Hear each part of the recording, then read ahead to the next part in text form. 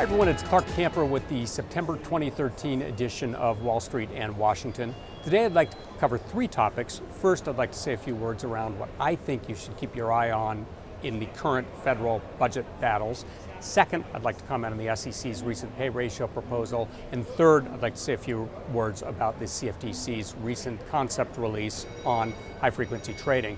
Now first, in terms of the current budget battles, as I film in late September, things are far too much in flux for me to make any meaningful comments around whether or not there will be a government shutdown, both with regard to the federal budget discussions and with regard to the need to raise the debt ceiling. But what I do want to point out to viewers, and what I think is getting lost in much of the coverage right now, is that whatever is decided in the next couple of weeks, we are in for a period of uncertainty on federal fiscal matters for the next several months. Now, why do I say that? Well, it's because every meaningful proposal that's being talked about now, both with regard to federal spending and with regard to increasing the debt ceiling, is very short term, 60 days, 90 days. So unlike most scenarios under which we may increase the debt ceiling, for instance, for 6 months or a year, as it looks right now anyway, we are likely to face very intense uncertainty for this short 60 to 90 day period, and viewers should keep that in the back of their minds.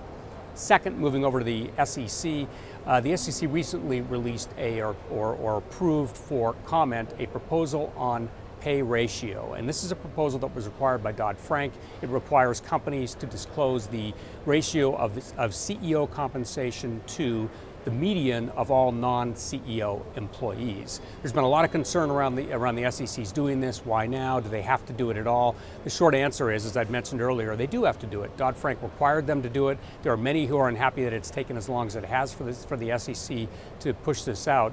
So my advice has been for companies and individuals to focus more on move to the implementation phase than to try to fight the rule. Now, obviously, if you have comments, questions, do provide them to the SEC. The rule is not final, but one way or another, it is going to happen. I do want to comment on two things. One is giving companies more latitude. The SEC allows companies to determine their own method for calculating the ratio, so long as they disclose that method. In other words, the SEC did not provide a one-size-fits-all way for making this calculus. Now, on the flip side, leading many people to feel like this is not going to be such a useful disclosure is the fact that the SEC said that multinational companies must include all of their employees in the non-CEO group. So in other words, if you have employees in an emerging market, India, Vietnam, you name it, you need to include those employees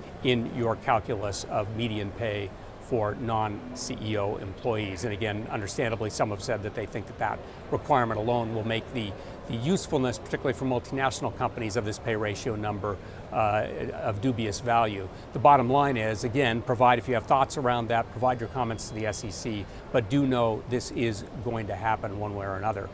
Finally, moving over to the CFTC, quite different scenario here in the sense that the CFTC several weeks ago issued what is the very first step in a federal rulemaking process, and that is a concept release. They have a concept release. I shorthanded it as describing it on high-frequency trading. It's actually really more on, in many ways, on market structure issues, but there's no doubt that if you look at the 100+ questions in the concept release, the one thread that runs through them is high-frequency trading.